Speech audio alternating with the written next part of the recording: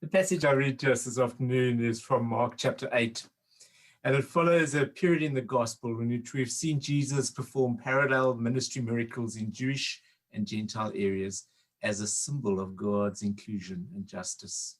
Specifically, this story is precursored by the feeding of 5,000 Jews and then the feeding of 4,000 Gentiles. And it challenges us to move out of our narrow, insular thinking and really embrace what is possible. The story takes place in a crammed little boat as the early church is heading out in mission. Let me read to you from Mark chapter 8. Now the disciples had forgotten to bring any bread, and they only had one loaf with them in the boat. And he cautioned them, saying, "Watch out, beware of the yeast, the sin of the Pharisees, and the yeast, the sin of Herod." They said to one another, "It is because we have no bread." And becoming aware of it, Jesus said to them, "Why are you talking about having no bread? Do you still not perceive or understand? Are your hearts hardened? Do you have eyes and fail to see? Do you have ears and fail to hear? And do you not remember? When I broke the 5 loaves for the 5,000, how many baskets full of broken pieces did you collect?" They said to him, 12. "And the 7 for the 4,000, how many baskets full of broken pieces did you collect?" And they said to him, 7. Then he said to them, "Do you still not understand?" The simple answer is no, Jesus, not yet. There's been a lot of thought about what Jesus might mean by the sin of the Pharisees and the sin of Herod.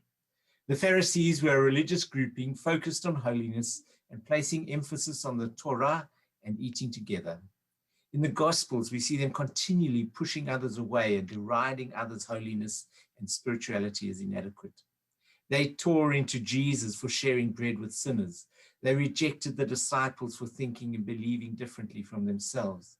They were always looking for ways and reasons to exclude others. We don't share meals with those sort of people, or those people who aren't like us aren't welcome in this establishment. The leaven, the sin of the Pharisees is exclusion, keeping people out, separate, away from us, thinking we have to guard our holiness or guard our ideas or guard our community from others. Herod wasn't like that at all.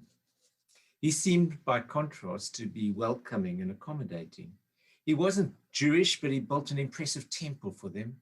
And then he let the Romans choose the high priests. He was willing to allow all sorts of atrocities for any number of reasons, provided that his way of life could continue undisturbed. That's why he had no patience for the prophet John the Baptist. John stirred up the people, and that was dangerous. The pernicious thing about the leaven of Herod is that it seems to be the opposite of the Pharisees' exclusion. It claims to offer integration and tolerance and civility, but those come at a price. Those come in exchange for peace and security and exclusion. You have to give up what makes you distinctive. It says that peace comes when we are all the same, when we sacrifice our unique and particular identities. The sin of Herod is accommodating the status quo, a sort of nominal peace without justice. And Jesus says, avoid the Pharisees' sin. Draw the circle of insiders always wider. And Jesus says, avoid Herod's sin. Celebrate diversity. Accept our particularities as avenues for sharing rather than avenues for conflict. Let us pray.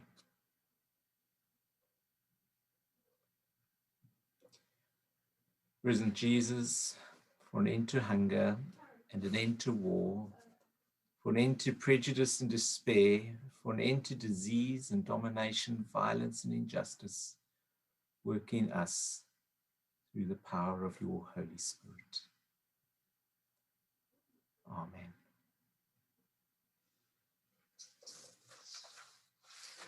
We're now going to turn to our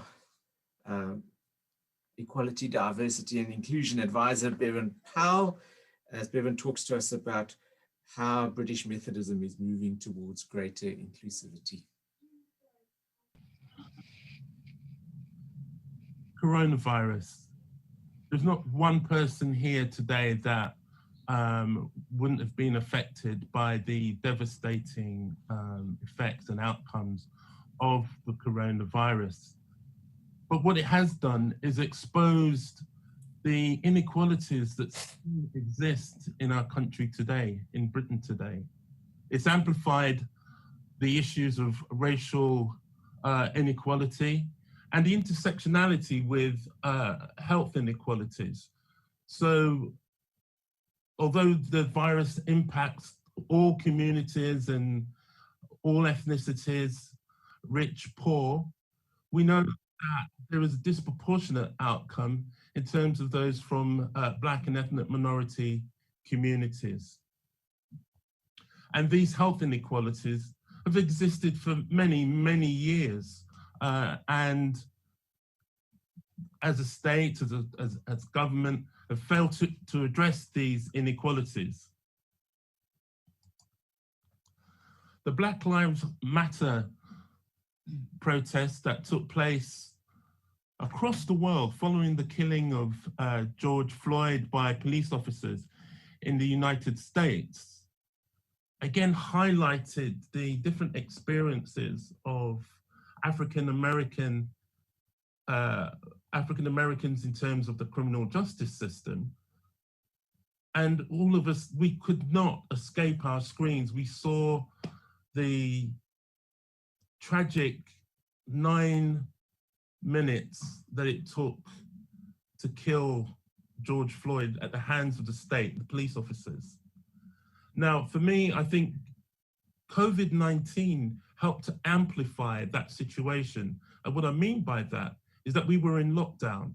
And so therefore we couldn't escape the news. We couldn't go out and do something else. It was amplified.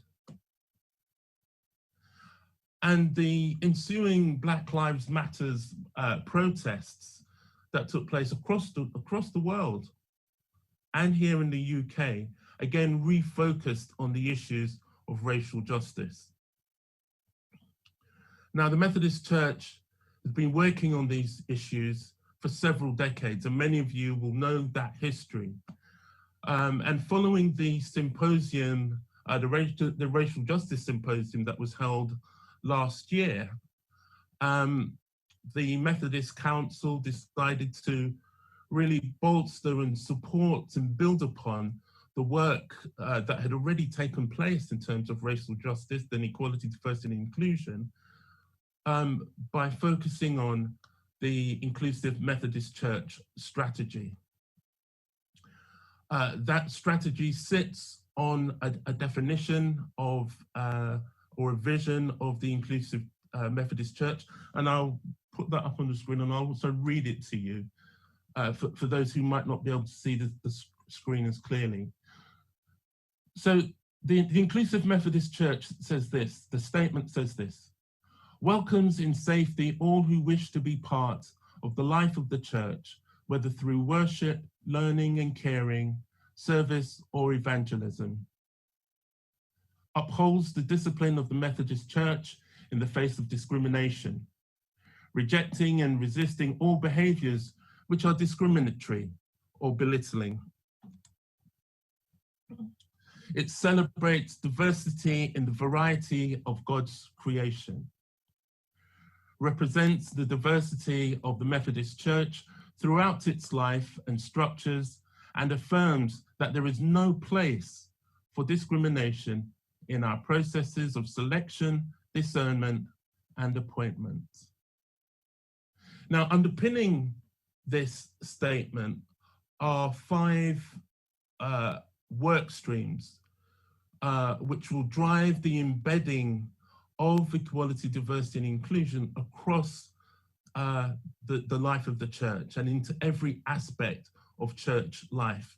And I'll quickly run through the 5 work streams. The 5 work streams are these. Work stream 1 is the attitudinal, cultural, and systemic change work stream. And this work stream really is focusing on the fact that we have to bring about sustained change, we have to win hearts and minds. But also alongside that, we recognize that we also have to look at our institution. We have to look at our policies and procedures and examine where perhaps there might be pinch points that inadvertently exclude others or in some way impedes the will of those who would wish to further participate in the life of the church. Work stream 2, building trust and confidence. And that's a recognition that despite our good efforts, that the church has let some people down. You know, recognizing that some who have suffered homophobia or racism, the church has not always been able to address or support individuals adequately. Workstream 3 is building minimum standards, and that's really agreeing across the connection. What are the minimum standards? What are the things that we need to do? What are the mandatory things that we need to do in terms of our church councils, our worship leaders? What do we have to do in terms of those who are employed by the connection? It's really examining that and ensuring that we have a set number of minimum standards that we must adhere to if we're going to really effectively embed equality, diversity, and inclusion. The fourth work stream is positive action. And this is recognizing that across the church, we don't always reflect all the communities of people who are part of the Methodist Church. And using positive action, and the term positive action comes from the Equalities Act. And under the Act, it says that organizations and institutions that recognize that perhaps their leadership is not as representative, or their personnel doesn't necessarily reflect the communities that they serve, that they can undertake initiatives to encourage applications and participation from communities that perhaps are not as represented as they should be. The fifth work stream, scrutiny and transparency. And that's really saying, as a church, we have to scrutinize all that we do consistently to ensure that we don't inadvertently exclude any group of people, and that we have the procedures in place to support those who perhaps have suffered discrimination or indeed hate.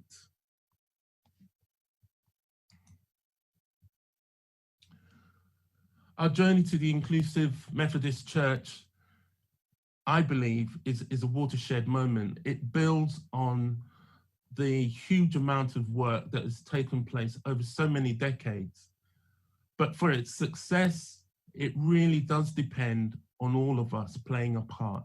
Every single person that's here today, that's taken the time out to be part of this symposium, we all have a role to play.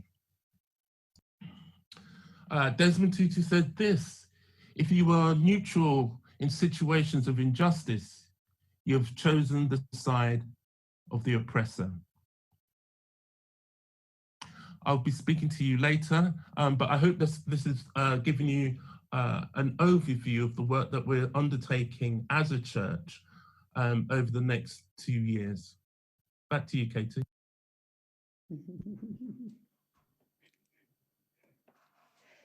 Well, in this case, it's over to me, Megan, rather than Katie. It was really lovely to hear Bevan, and it reminds me of my early connection with him. So I've been accompanying what was then the EDI committee, and Bevan in particular, and Ermal Kirby, in the co-design of the Racial Justice Symposium that Bevan referred to, that was held in early 2019. And it was a great privilege and pleasure to be part of that process. And what I wanted to do today, I've been accompanying now also with others, the first work stream that Bevan referred to. So the work stream that is referred to as cultural, attitudinal, and systemic change. And I just want to make a couple of distinctions around language. and really provide a brief introduction to what we mean by systemic transformational change. And I suppose I'm responsive to this because we are so awash with the language of systems at the moment and a call to transform systems. So we hear about systemic injustice, we hear about systemic racism, we hear about the need for systemic reform. And so it's in that context that I want to make some distinctions in language for our work together today as well. So the way we're using the word systemic transformational change is deeply steeped in a worldview. In other words, it's a way of seeing the world and therefore of being in the world. And a systemic worldview acknowledges that we are deeply interconnected as human beings with one another and with the natural world. And so the systems that we talk about and the structures that we create in the world are actually just a second order manifestation, presentation, if you like, of our ability as human beings to create and maintain relationship and interconnection. And why this worldview piece is so important is because it means we cannot look at structural or systemic change without looking at the people who make up the system, and in particular at the ways in which they relate to one another as they organize themselves to achieve their core purpose. And in the case of the Methodist Church, as they live their calling to be an inclusive church, as Bevan has just outlined. This also means that each of us holds responsibility for systemic transformation. It's not someone else's business. So while addressing structural inequity and systemic injustice through things like policies, frameworks, etc., while that's critical, this alone will not bring about the transformation that we're talking about. We also need to continually create the space for deeply relating to one another in ways that respect the unique contribution each of us has to the body of the whole. And that's why remembering and telling our own personal stories, our own histories, our own experiences, whether these are positive or negative, is so much part of this journey of systemic transformation. It's through these that we can deeply connect and heal in relationship as we link with our calling and learn to live what it means to be an inclusive church. That's through our daily lives, our worship and our rituals, our decision-making systems and structures, and through the way we are with one another in all dimensions of being church. And you can hear from my accent as a South African, this sits very close to me, having lived through the apartheid era and having contributed to building more equitable systems and structures, particularly in higher education. I have a strong sense of what it means to catalyze systemic transformational change. I feel we've romanticized the word Ubuntu a little. It's part of the Zulu phrase, Umuntu, Ngumuntu, Ngabantu, which literally means that a person is a person through other people. And what the systemic worldview that we're talking about, what it calls for, is learning how to live in genuine mutual coexistence, where each one of us is able to flourish ourselves in the context of the whole, as we live the essential virtues of compassion and learn how to be fully human. And thank goodness we have the relational resources of storytelling, story listening, of dialogue and conversation, which is how today's session is structured. And it seems to me that the question that we always orient to is this one. What if community were possible, as Adrian alluded to in his opening devotion? And a friend and colleague in Australia who's a practical theologian, he says it invites a certain alertness, this question, what if community were possible? And this is his response. Community won't be possible if we think just of ourselves. It won't be possible if we think only of my place in the sun, to work from Emmanuel Levinas's work. It won't be possible if we move only in inner circles.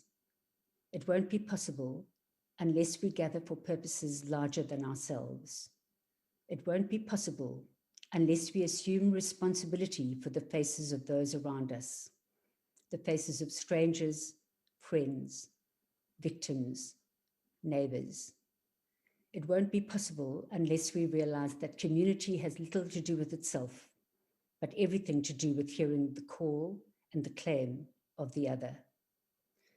And this is the responsibility that systemic transformational change requires of each and all of us as we embark on this journey together.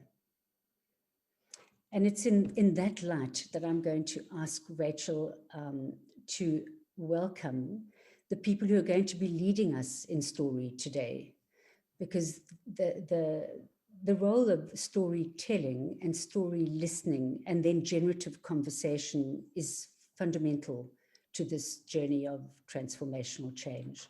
So I will hand over to you, Rachel. Thank you so much, Megan. And we are so fortunate to have you with us and your wisdom. And yes, it's wonderful to have Sally and Jeremy with us. They have been so generous in offering to share their stories. And so I'm going to invite Sally to begin. Thank you, Sally. Thank you. So I think one of the things Jeremy and myself wanted people to know is we're not two random people that have been plucked out of nowhere. I think I've known you, Jeremy, for a couple of years now. And the reason behind that is Jeremy was going to be doing some training with people training to be spiritual directors, I believe, and asked me to come along and to share a story about who I am. So that was talking about my own sexuality so that spiritual directors could engage with various stories. So that is where that came from. So obviously I'll let him introduce himself a little bit more in a minute, but this is my story. As Rachel said at the beginning, I am a Methodist minister. I'm one of the co-superintendents in the Sheffield circuit. I've been here for 5 years now, which is a long time for me, folks. When I arrived, one of my churches, the first question that was asked, not of me, but actually of one of the other members, was, what did Sally's husband die from? I came up with all sorts of theories on that one. The answer is he didn't. I'm divorced. And that is a part of my journey. But it's actually a part of some of what is my hidden journey. So I think as far as journey with church goes, and as far as my interaction with church goes, and as far as me coming to a place where if you asked me what my sexuality was, I would say, hi, I'm Sally, I'm queer. Why do I claim queer? Because it's an umbrella term, and actually because it was an insult. Strange, peculiar, all those things.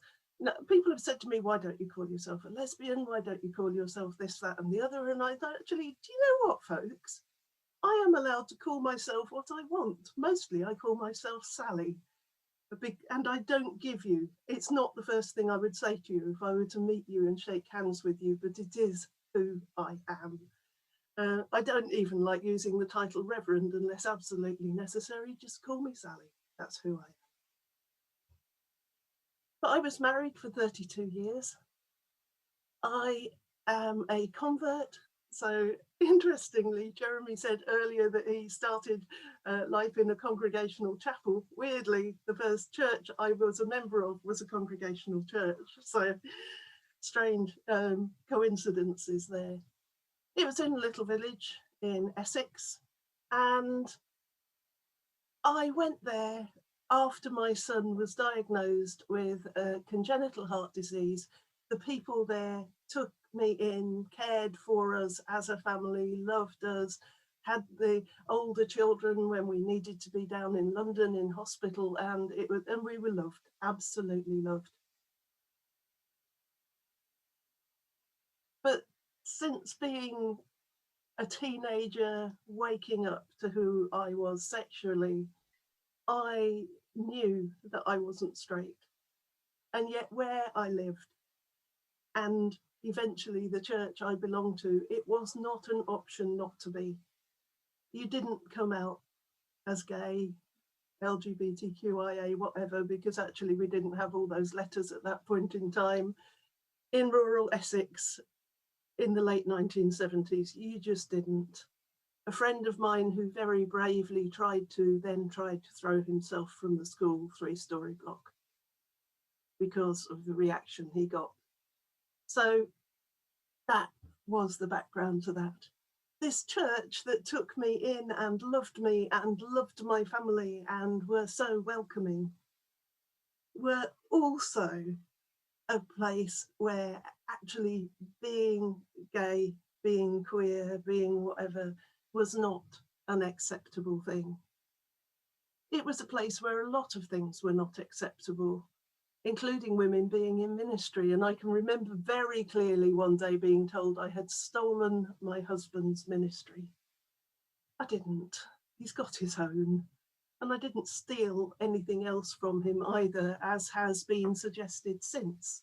How can you possibly have been married for 30 years, Sally, and have 5 children, and now say that you're queer? Are you doing it for attention? Believe me, if I was wanting to do that for attention or anything for attention, I would have come up with something else. But I didn't. I was divorced about 8 years ago.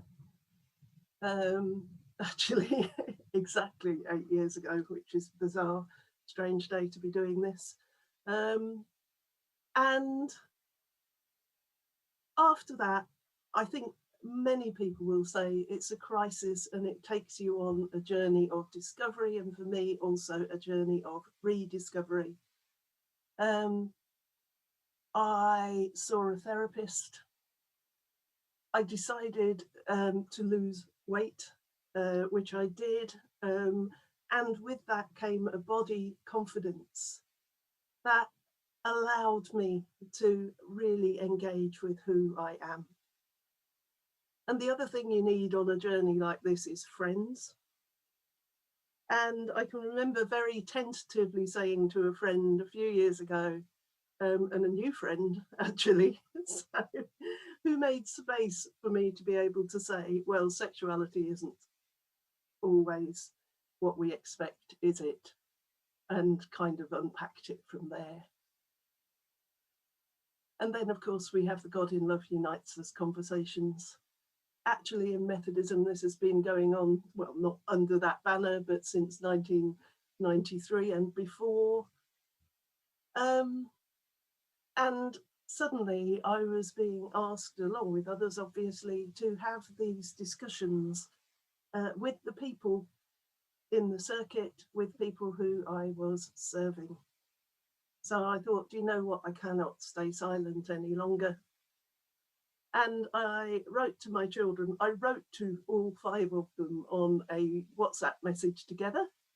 I did that because there are 5 of them. And what I did not want to happen was one picking up the phone to another, because guess what Mum's just said? And they all picked up the messages. My youngest son was absolutely priceless. The first thing he said to me was, well, Mum, I'm not surprised. I'm not surprised. And I just said to him, what on earth makes you say that, Jonathan? He said, well, I just knew. Right then. The others responded in various ways. His twin, I think, was the best. She didn't respond until the next day. And her response was, well, it's not that important, was it? I was having a dinner party. Which I, thanks, Joanne. I'm that important. Mum's just told us this. After that, I wrote a letter to my colleagues in circuit and said, before we start these conversations, I need you to know this. 1 or 2 didn't respond, but nobody was rude to me. Many were really, really affirming, and that was fantastic. But that's not always been the case.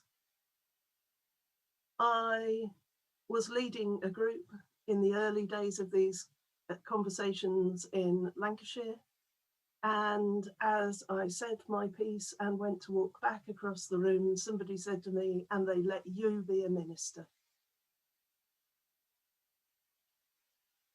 What do you do with that? And they let you be a minister. How dare you be who you are? I did a couple of interviews on Sheffield Radio, one after the God in Love Unites Us conversations at conference in 2019, just to talk about what had been said and what it was all about. I got some very interesting responses from that. A friend of mine had a note put through the door saying, because Sally has come out, she's outed you.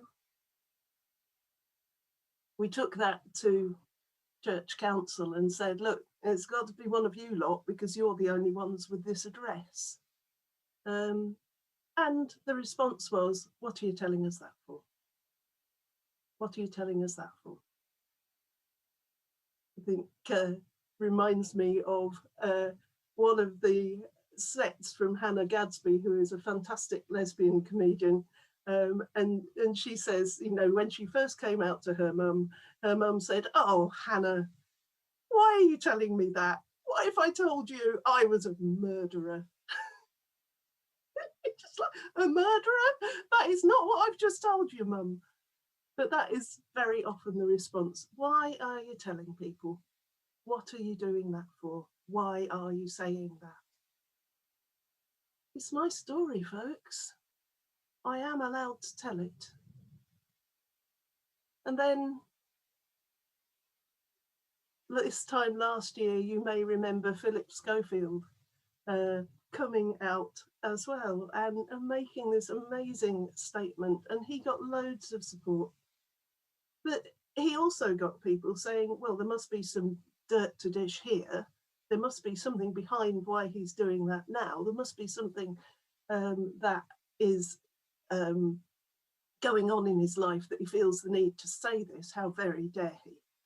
And I think it's that there must be some dirt to dish.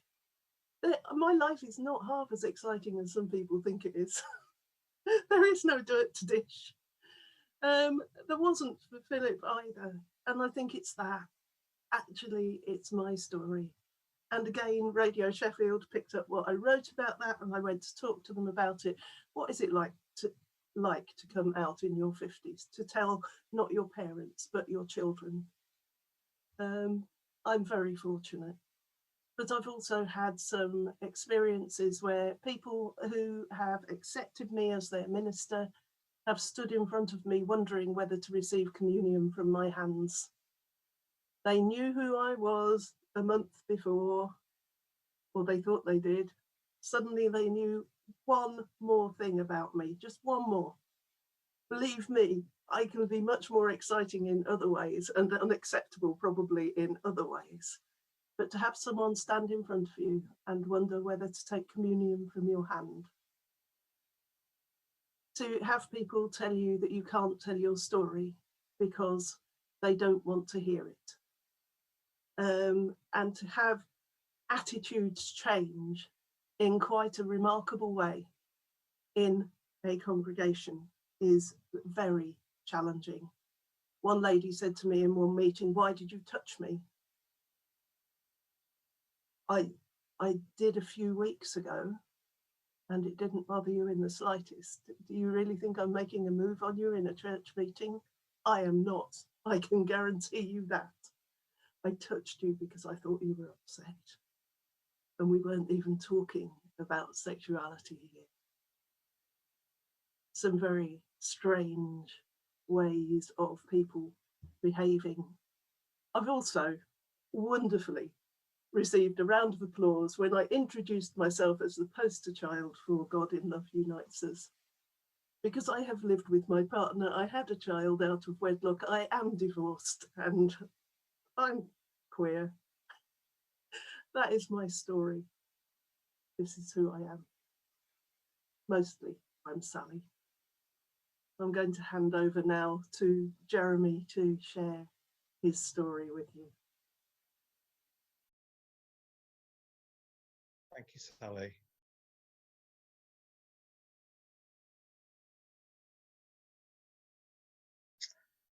I just sense that perhaps can we just hold a few minutes silence, just to let Sally's words just settle a little bit.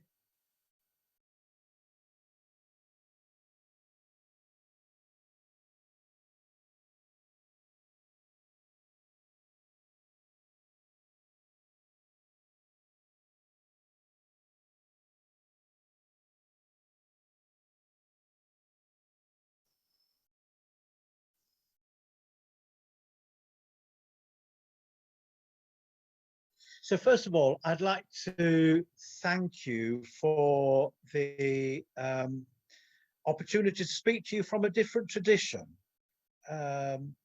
which I do value. And at the end of the day, stories are stories, no matter what tradition they're rooted in. And I am a gay man. I'm married. My husband, Mike, has disappeared off this afternoon to do his COVID marshalling at the Hull City Hall. And we live in a tiny village, 12 houses in East Yorkshire. And a question I'm sometimes asked is, and it's an odd one actually for a gay person, is when did you know you were gay? As it is really quite strange that, because there's part of me just wants to say that is tantamount to asking somebody, when did you first know that you had a pulse or that your heart was beating? And the honest answer is, I don't know, but it's something from an early age I knew. And a story I sometimes share is way back when, and I must have been only 4 or 5 years old. It was a hot summer, and I lived in suburbia and semi-detached with my mum and dad, and we had the paddling pool out, and I was splashing around in the paddling pool, and the neighbours rang and invited us en famille to go around for tea on their lawn. So we upped sticks and went up the road, me in my swimming trunks, to the house 2 doors down the road. And when we were there, I remember the eldest son, who I still know now, he was a rugby player, picked me up and sat me on his knee. He was in swimming trunks, I was in swimming trunks. And there was no sense of this is right, or this is wrong, or this is gay, or this shouldn't be, or any feeling like that. But all I know is it felt good. It was warm, and I was happy, and I just simply enjoyed the moment. So from an early age, I think I did intuit actually my sexuality, even though it particularly didn't have a name as such in those early days.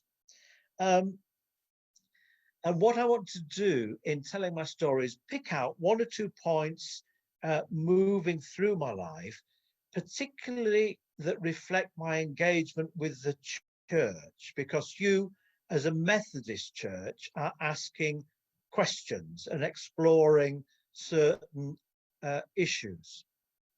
I never spoke about my attraction to boys or men as I grew up. I was the first one in our family to go to university. And it was while I was at university that I actually became involved with any faith group. I came from a non-church background, and it was at university for the first time I experienced people with an engaged faith who were my age. And that was in the context of a university Christian union, which is was very conservative, very rooted in the evangelical tradition. And through my whole time at university, that actually provided me with a bit of a safety net, because they were very prescriptive when it came to physical intimacy. It was almost written down in the UCCF handbook what you could do and what you couldn't do. So all the way through university, I had a girlfriend. It was easy because any physical intimacy was prescribed. And so I went all through university with a girlfriend, still feeling the same attractions I've always felt inside, but somehow carrying them on the inside and not sharing them. At the end of university, I went to a church selection conference where I was selected for training for ministry in the Church of England. And before I went to theological college, off I went to work with CMS in the Far East for a couple of years. So I had 2 years working with a missionary society, which again provided a bit of a shield. I was busy, I was involved with the church, there was a lot going on. And so again, I went through a period of my life having an inside where I was aware of an attraction, but actually what I was doing on the outside did not engage with that at all. I came back from my time in Hong Kong, which I absolutely loved, and it was an amazing couple of years, and came back and went to theological college in Durham. I went to Cranmer Hall in Durham. And I did the full training, really, right the way through training for ministry. And at the end of it, I wasn't ordained, nothing to do with sexuality, which even at this stage was still in the box. It was in a lead-lined box inside, and I didn't talk to anybody about it. I had no outlet to share anything with, and it was something I carried alone, really. But after that, I wasn't ordained because I went to work in a family business. And it was while I was working in a family business, which was a flour milling business, and in the world of business and finance, that I actually began to open up to who I was. And I started to talk to people. I remember the first time I went to a gay pub, which is long gone now. It was in York, and established a network of gay friends that actually I began to open up and grow a little bit into the person who I actually was, that I'd kept bottled up for so long. Ultimately, as part of that journey, I met Mike, my husband, 21 years ago now. And we pretty well, fairly quickly sorted a relationship out. Mike moved in, and he moved to where I lived here. And in 2005, civil partnerships were introduced. Now, at the time, I was doing an MA in theology at York. So we gave a little bit of a breathing space to finish that. And at the end, it was in 2009, we actually had a civil partnership. And I was involved in lay ministry in a local team ministry with 6 churches. And it was an amazing day. We had a marquee by the village hall in the village. We had 200 guests. Every single person from the church was invited to the celebration. Every single member of the church came, the vicar, the previous incumbent came back, and it was an amazing day, but the church remained locked. This couldn't take place in church. And I remember a lot of people in the village saying, because they knew I was associated with the church, why did you have that service, which was led by a minister? Why was that in a marquee? And I simply had to say, because it couldn't be in church. And so life continued. I continued in ministry in a civil partnership until the moment civil marriage was introduced. And Mike and I spoke about there was a period when you could commute your civil partnership to a marriage. And we decided that's what we were going to do, which was basically changing the civil partnership certificate to a marriage certificate. And I was told in a meeting with the then Archbishop that if you do this, you will lose your permission to officiate. That caused tears. There was a lot of pain. And in the end, we decided that we were going to get married. And I knew what the consequences would be. And the consequences were that my permission to officiate was rescinded. Having had a ministry with 6 churches, and all 6 churches wrote to the Archbishop and said, but we know Jeremy, Mike, we know them as a couple, and we want Jeremy's ministry to continue. But nonetheless, the sky fell in at that point when we commuted a civil partnership to a marriage. And at that point, I felt I really didn't have a place in the institution of the church. I felt that decision had been made for me, really. So I'm never quite sure what this means, but I left the Church of England. Fortunately, by this stage, I was a member of a dispersed contemplative community who held me, and I am still a part of that community. I'm now their chair, and they are an inclusive community to its very core.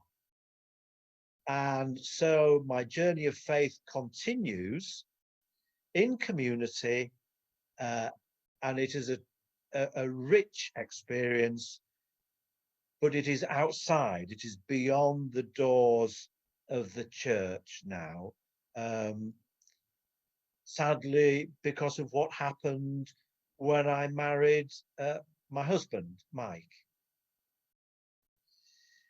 How do you pot a life story into a few minutes? That's picking up a few things. I hope it raises just 1 or 2 questions. We're pretty well running to time, a minute or 2 over. So I hand back over to you now, having shared a few thoughts. Thank you so much, Jeremy. And I wonder whether we could just have a moment's quiet just to let your words sink in for us as well.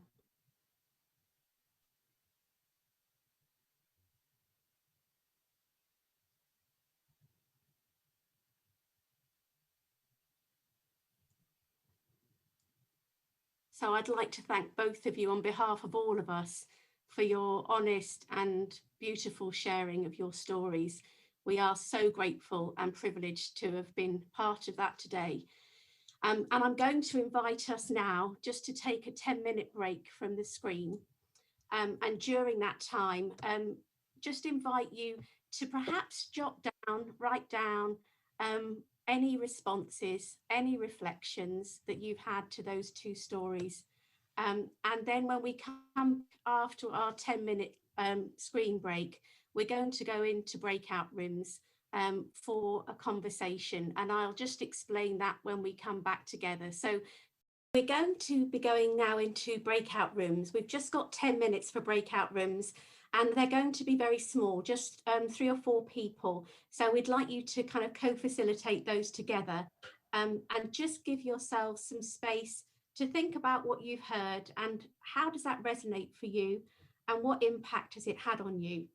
And you might like to think about whether you have any questions for Sally and Jeremy. Very generously, they said that they would be prepared to answer questions. Of course, the breakout rooms won't be recorded, but please do share freely in those breakout rooms. Catherine is going to send you into those and you'll get a minute's warning before you come back again. So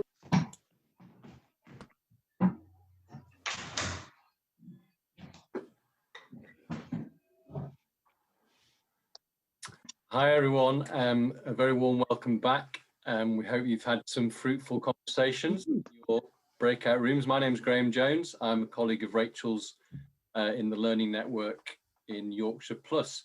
So we'd like to invite you to share some feedback with us. We recognise that there are a lot of people and we have about 10 minutes, but it'd be really good to hear any impressions, any things that have resonated with you, whether it was when you were spending time on your own or in your group, or if you do have a question for Sally or Jeremy, they'd be very happy to leave that question. So maybe you could use the raised hand facility in the participants tab. That might be the easiest way to see if anyone has any reflections or questions for us. And obviously I'd invite you to be brief and succinct because we have limited time. So Mama, your hand is raised. Please share with us. Yes, my question is to Jeremy. Yeah. Can you now, because things have moved a little bit forward, can you be reinstated? As it stands in the Church of England at the moment, no, is a straightforward answer to that. Quite simple. Because unlike the situation where you are in the Methodist Church, anybody in a same-sex marriage cannot be in a position of church leadership, and you have the instances where priests have married their partners and they have lost their license. So the answer is no, at this moment in time, I couldn't be reinstated.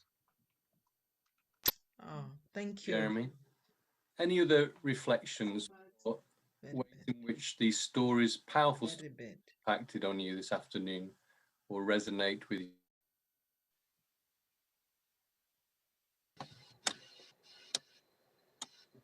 Any other further reflections? Deborah, thank you, Deborah.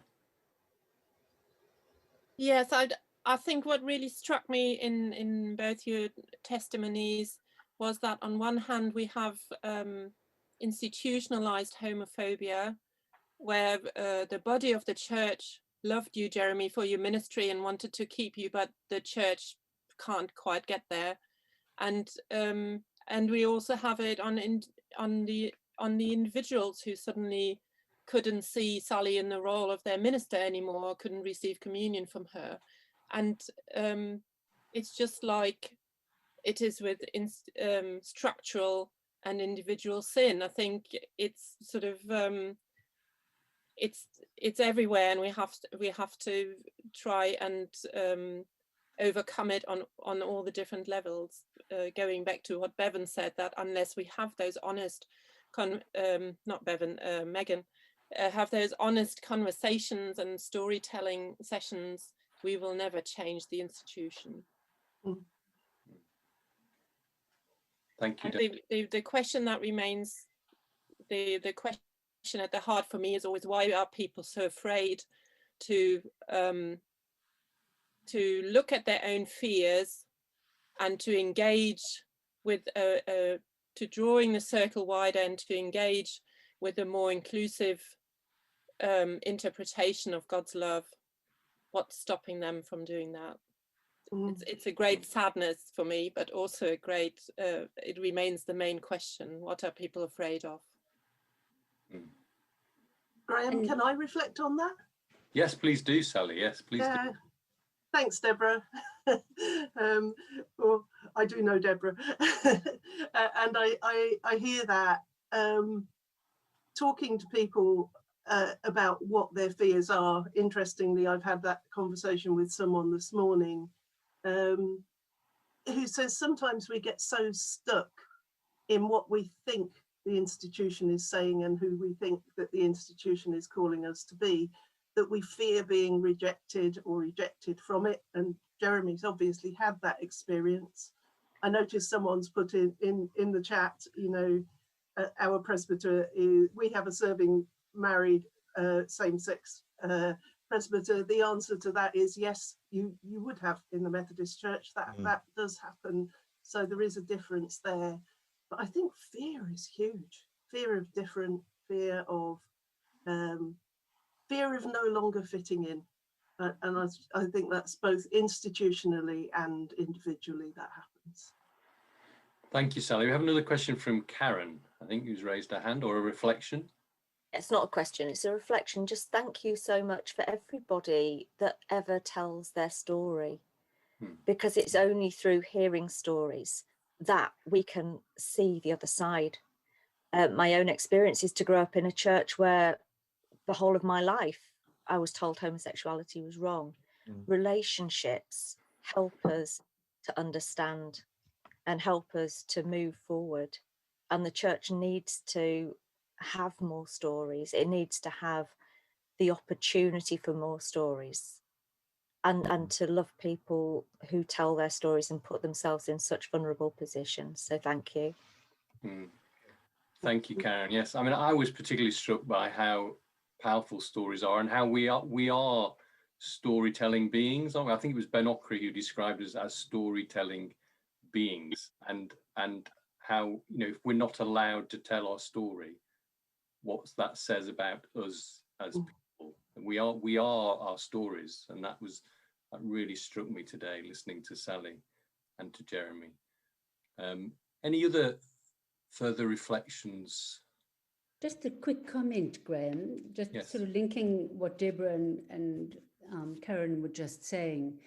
The fear comes from lack of understanding. So, you know, the thing about listening to stories is at least it invites empathy.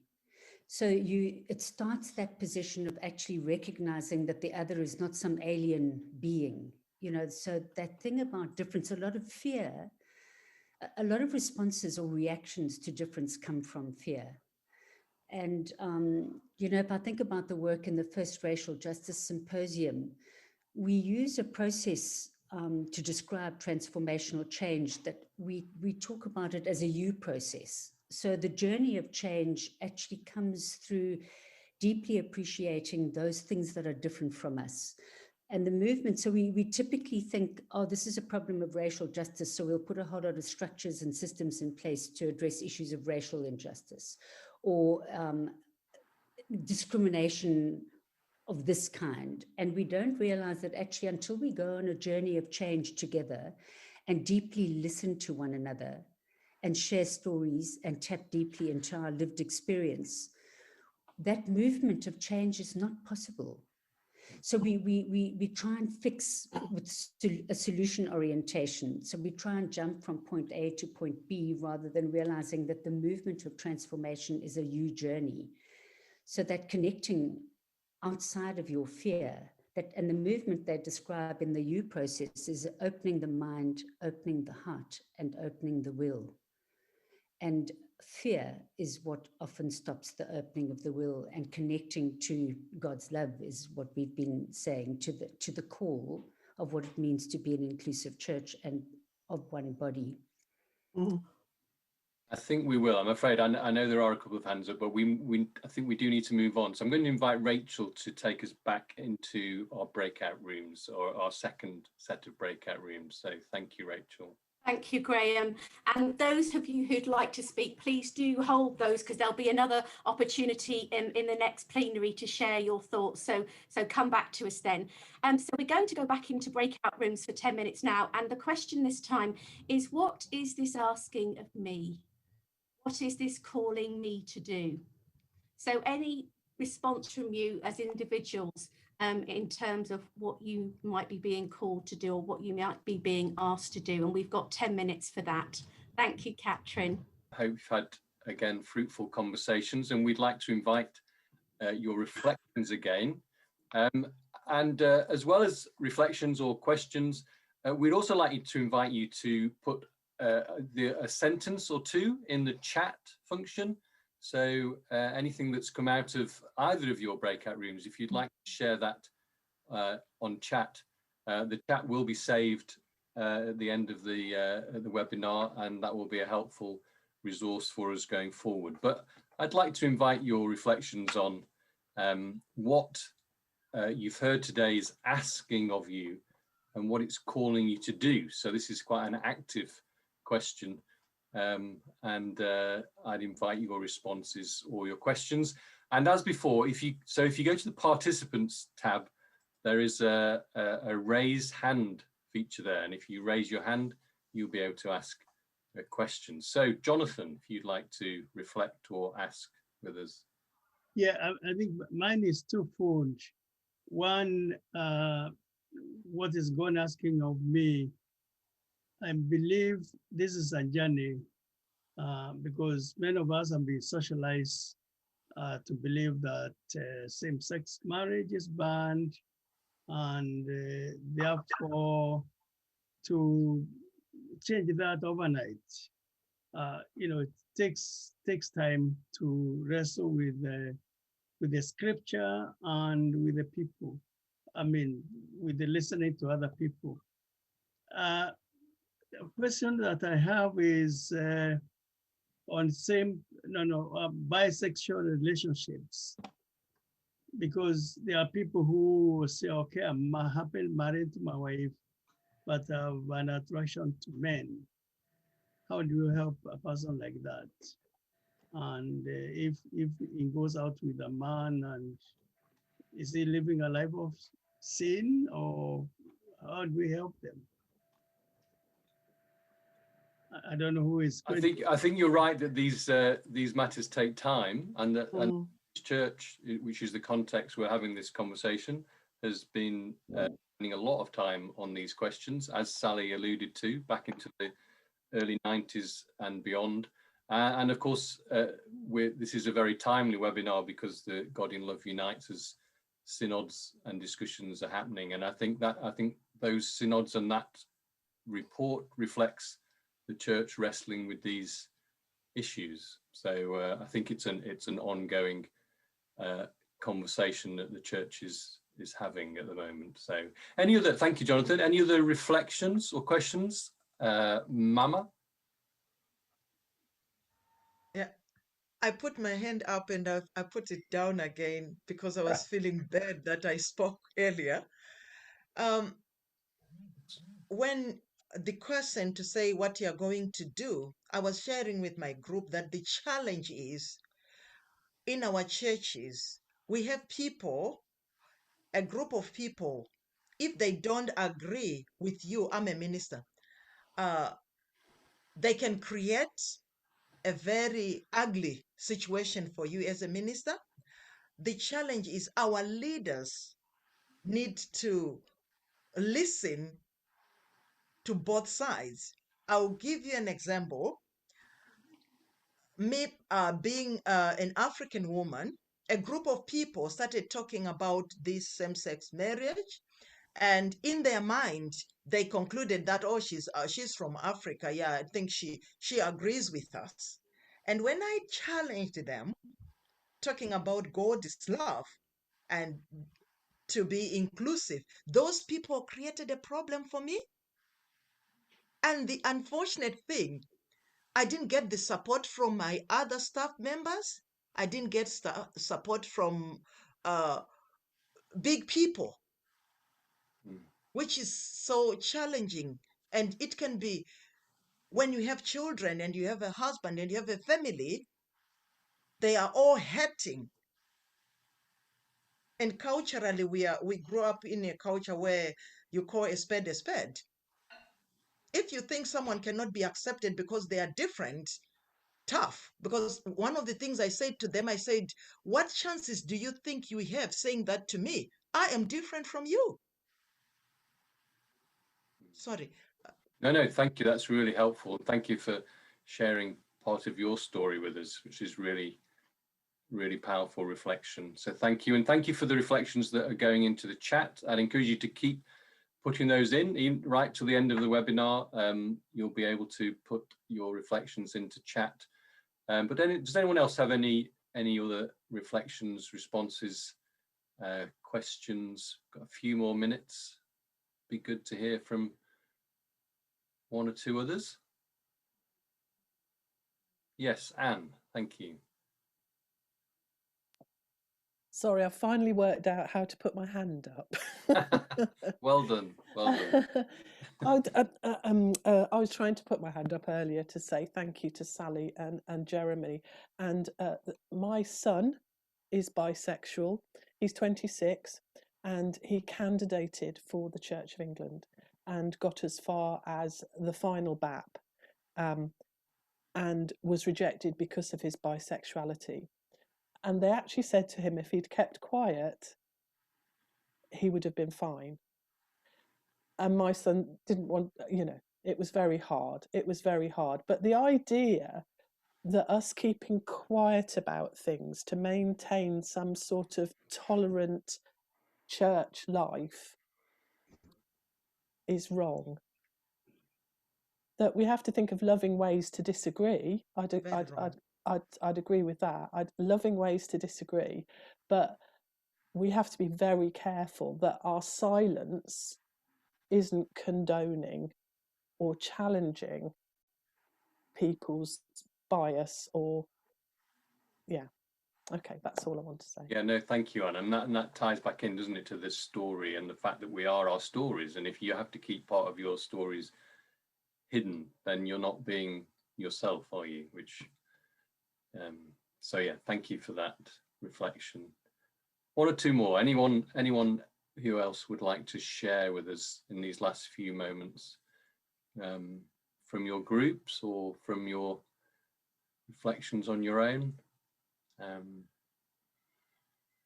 or questions? David, thank you. Thank you. Most of my life is spent outside church walls, in the world of chaplaincy in some significant places. And I have no end of people asking me why their brother, sister, mother, friend, grandparent couldn't get married in church in a same-sex relationship. I'm an ally of inclusive church. And they often say to me, well, we couldn't ask this question in church because people get overheated. But actually in one of our breakout rooms, there was somebody asking, where could I critically engage and have more critical engagement? So it's not a one-off, so that we hear the rich broadness of the conversation and give silence some space so that people can help that to resonate within them and then to share some more as and where necessary. I'm a big fan of dignity and worth and also inclusive church. And I would encourage anybody that's got a platform to be able to speak, speak the support for open and wide engagement and push back appropriately.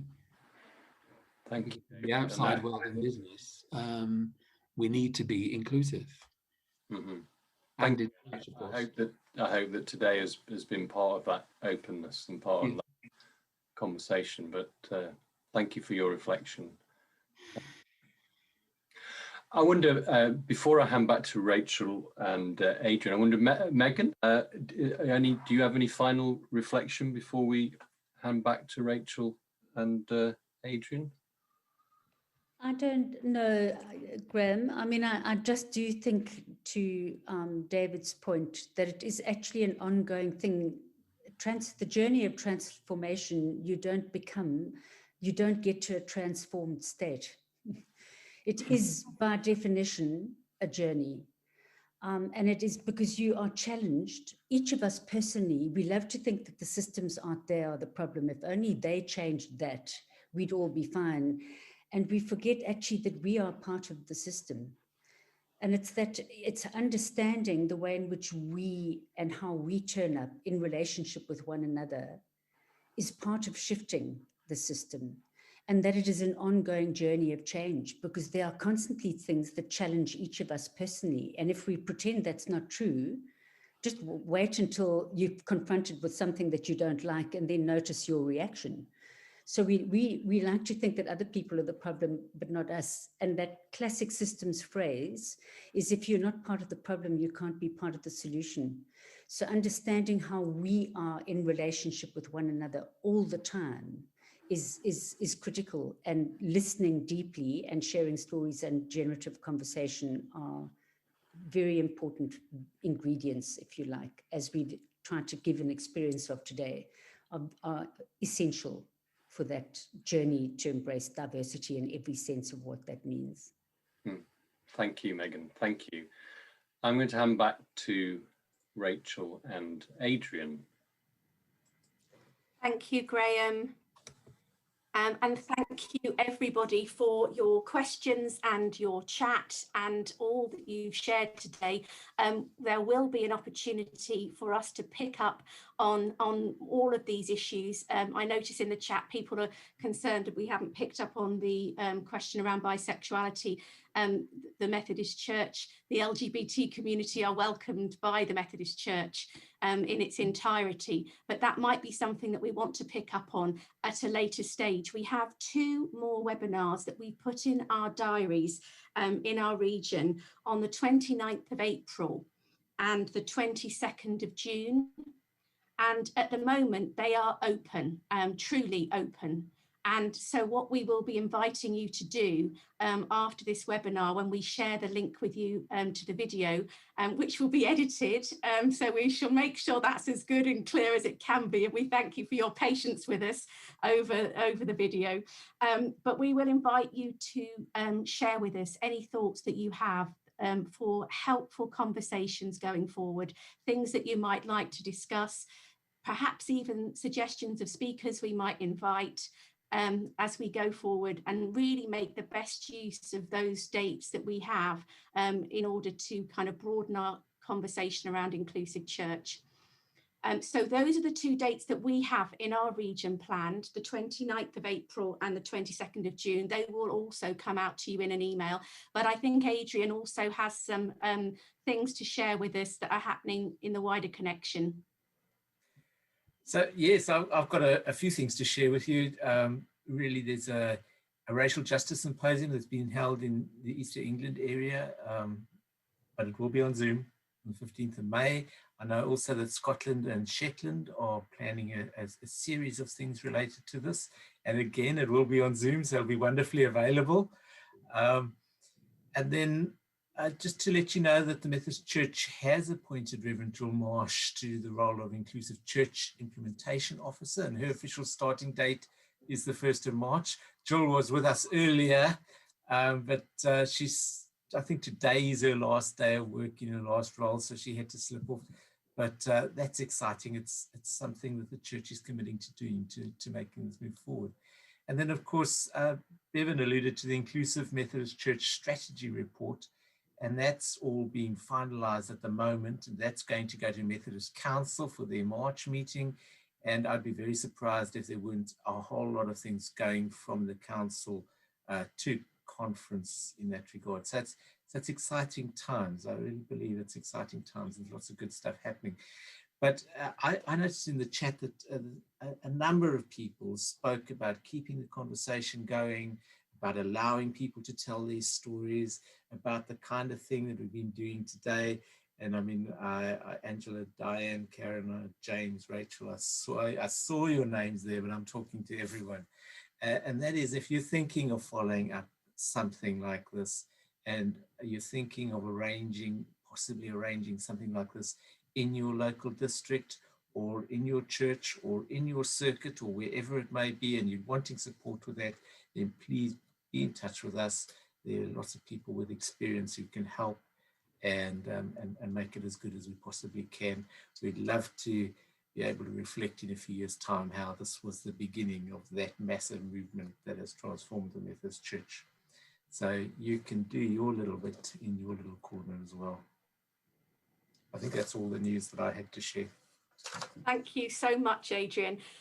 So it's been a joy. It's been a joy to spend the afternoon with you. And I just want to say some thank yous. Thank you to Bevan Powell in his absence. We will definitely tell him of the excitement of the day, but we are grateful that we had his overview. A special thanks to Megan Sennett for joining us from France. It's been wonderful to have you with us. And to Sally and Jeremy for their honest and beautiful sharing of their stories. We will treasure those and we will guard them and keep them safe. And thank you to my colleague Graham for sharing with us and facilitating those breakout room sessions, and to Adrian from Southern Islands for your presence with us today. And I'm just going to turn to you now to end for us in prayer. Thank you. Let us pray. Risen Jesus, for an end to hunger and an end to war, for an end to prejudice and despair, for an end to disease and domination, violence and injustice, work in us through the power of your Holy Spirit.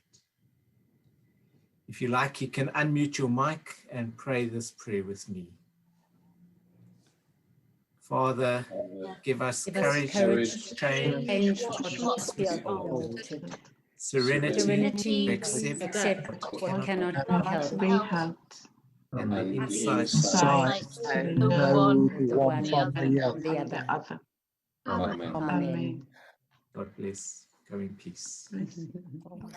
And thank you all so very much for joining us today and for your presence with us. And we look forward to seeing you again, hopefully in a couple of months' time. Do be in touch with us and do share your thoughts when that email comes through. Bye all. Thanks everyone. Bye. Bye. Thank you. Bye everybody. Thank